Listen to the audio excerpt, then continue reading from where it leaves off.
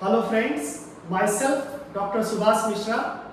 I am a microbiologist and today I am talking about a very important topic that is pink eye.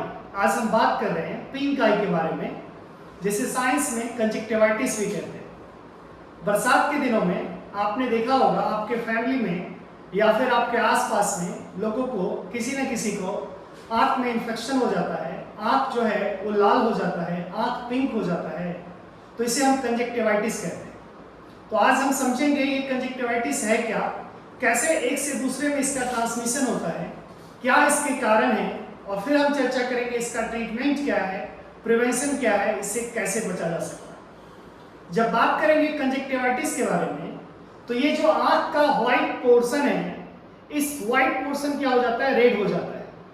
ये जो आँख का eyelid है, इसका जो नीचे का टिश्यू है, इस टिश्यू में क्या हो जाता है, इन्फेक्शन हो जाता है, इन्फ्लामेशन हो जाता है, कंजक्टिवा में सूजन हो जाता है और इसके वजह से कंजक्टिवाइटिस हो जाता है। जब बात करेंगे ये कंजक्टिवाइटिस का ट्रांसमिशन कैसे होता है, एक से दूसरे में कैसे फैलता है, तो अगर किसी पर्सन को आँख में इन्फेक्शन है, कंजक्टिवा में सूजन है, उसके आई से कुछ डिस्चार्ज हो रहा है, वाटरी डिस्चार्ज हो रहा है, और अगर वो आई को टच करता है और फिर किसी हेल्दी पर्सन के आई को टच करता है, तो ऐसे में एक से दूसरे में डायरेक्ट ट्रांसमिशन होता है। या फिर अगर कोई पर्सन किसी ऑब्जेक्ट को, मान लेते हैं इस ऑब्जेक्ट को टच करता है, अगर उसमें इन्फेक्शन है और वो आई को टच करता है, फिर इस ऑब्जेक्ट को टच करता है और फिर इसका इस्तेमाल कोई दूसरा पर्सन, हेल्दी पर्सन करता है, तो उसमें भी ये ट्रांसमिशन हो सकता है ऑब्जेक्ट के थ्रू।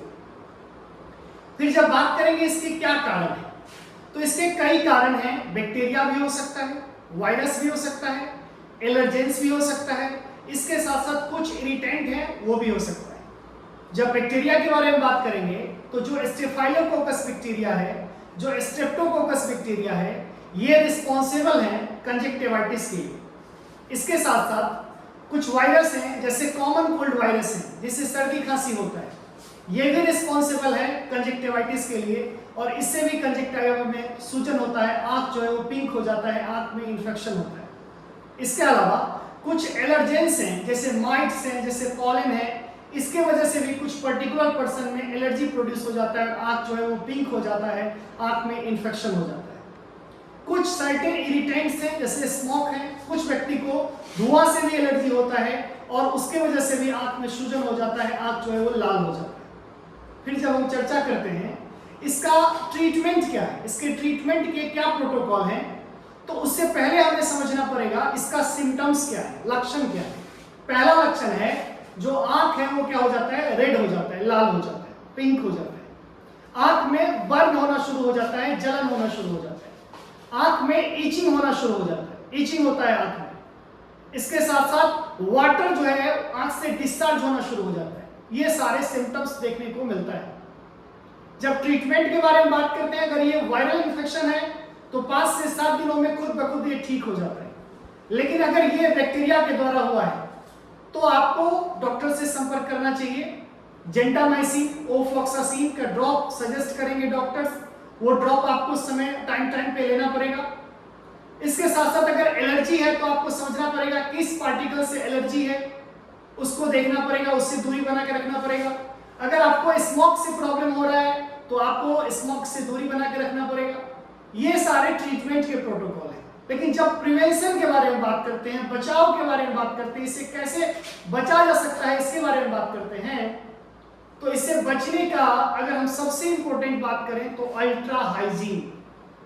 जैसे हमने मोड ऑफ ट्रांसमिशन के बारे में बात किया कि अगर किसी को इन्फेक्शन है आपके फैमिली में तो थोड़ा सा डिस्टेंस मेंटेन करें, थोड़ा सा उनसे दूरी बना करके रखें, पहली बात। दूसरी बात, आपको समझना पड़ेगा कि जो हैंड है उस हैंड को प्रॉपर वॉश करें। आप आई को बार बार टच ना करें। हैंड वॉश करने का जो 6 स्टेप है उसको फॉलो करें। टॉयलेट से बाद और खाना खाने से पहले हैंड को प्रॉपर वॉश करें।